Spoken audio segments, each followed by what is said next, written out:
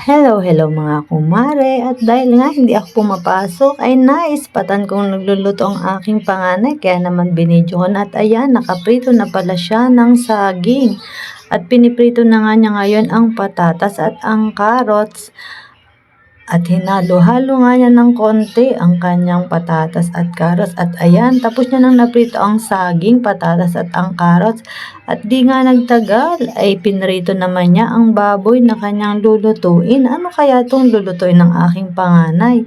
At habang nagpiprito nga siya ng baboy, ayan, nahiwa niya na ang bawang, sibuyas, ang Baguio beans, ang repolyo at syempre ang kamatis na gagamitin niya sa kanyang niluluto.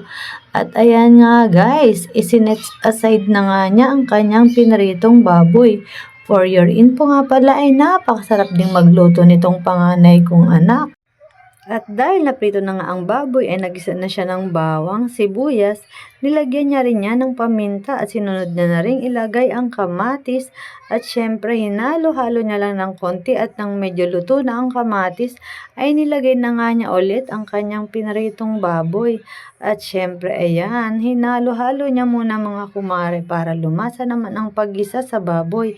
At ayan, dahil kuluan na nga ay nilagyan na rin niya ng isa, dalawa, tatlong tasang tubig ang nilagay niya dyan mga kumare bilang sabo. At naglagay na rin siya ng Knorr cubes at tinakpan niya ng sandali. At ayan, dahil kuluan na ay nilagay niya na muli ang pinrito niyang patatas, carrots at ang saging.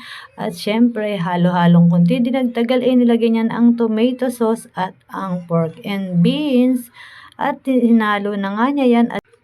At dahil kuluan na nga ay nilagay na rin niya ang pork and beans, isinunod na rin niya nga pala ang pinritong saging at ang mga repolyo, ang gulay na ilalagay niya sa kanyang potserong baboy. Nga pala ang niluto ng aking si EJ mga kumare. Ayan, ang sarap, tingnan mo pa lang naman ay napakasarap. For your info nga pala ay HRM or culinary ang second choice sana ni EJ aside sa marine.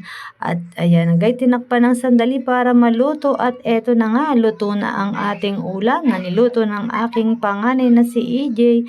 At makihingi lang tayo para kay Aaron. Ayan guys, thank you for watching. God bless.